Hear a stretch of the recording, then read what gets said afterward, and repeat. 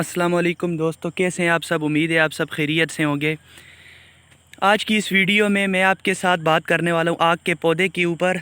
मैं पहले भी अपने चैनल पर इस बारे में वीडियो अपलोड कर चुका हूँ, जिसमें मैंने आपको बताया था कि कैसे आप आग के पौधे की मदद से अपने झड़ते हुए बालों को, अपना गंजापन दूर कर सकते हैं। मैंने आपको बताया था कि ये आग का पौधा है, इसमें से दूध निकलता है। वो आप अगर आपने वीडियो नहीं देखी तो मेरे चैनल पर जाकर चेक कर लें कि कैसे आप इस दूध को इस्तेमाल करके अपना गंजापन ख़त्म कर सकते हैं। तो वो वहाँ पर जाकर आप चेक कर लें।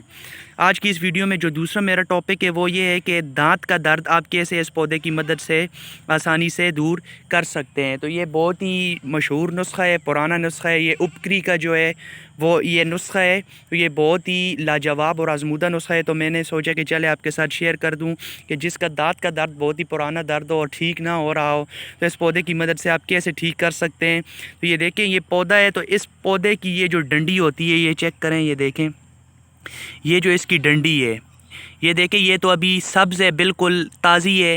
तो जब ये सूख जाती है तो ये सूखी हुई डंडी आपने इस्तेमाल करनी है। यानी कि ऐसी डंडी, जब ये पौधा बिल्कुल सूख जाता है, ये डंडी जब इसकी सूख जाती है तो वो आसानी से आग पकड़ लेती है। तो हमें आग लगानी पड़ेगी इसको। तो ये बिल्कुल सब्ज़ है, ताज़ी है, तो ये इसको आग नहीं लगेगी। तो आप कोशिश करें कि ये आसानी से मिलने वाला पौधा है, हर जगह का जंगली पौधा है, ख़ुद ब खुद उगाता है।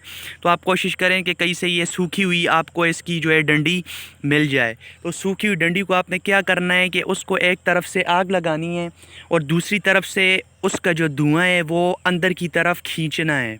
ये नुस्खा मैं आपको अपनी तरफ से नहीं बता रहा, ये उपकरी का जो है आजमूदा और लाजवाब नुस्खा है। और ये आप उपकरी जो चैनल है उस पर जाकर भी चेक कर सकते हैं। तो ये मैंने वहाँ से देखा था, ये बहुत ही बेहतरीन नुस्खा है। तो ये आप कर सकते हैं। सूखी हुई डंडी आपने लेनी है, उसको एक तरफ से आग लगानी है और दूसरी तरफ से उसका धुआं अंदर की तरफ खींचना है। इंशाअल्लाह ताला इसके इस्तेमाल से आपका जो दांत का दर्द है वो ख़त्म हो जाएगा। इसके अलावा भी इसके बहुत सारे फ़वाइद हैं, लाजवाब और अनगिनत फ़वाइद हैं। इसके पत्तों के जो हैं अपने फ़वाइद हैं, इसके दूध के अपने फ़वाइद हैं, इसकी डंडी के अपने फ़वाइद हैं, इसके जो फूल होते हैं इसके साथ, अभी तो इसके फूल नहीं हैं तो उसके अपने फ़वाइद हैं। इसके बहुत सारे फ़वाइद हैं जो आपके लिए बहुत ही लाजवाब और बेहतरीन पौधा है। तो इसके इस्तेमाल से आप नज़ला ज़ुकाम और पुराना नज़ला ज़ुकाम भी इसके इस्तेमाल से आप ठीक कर सकते हैं।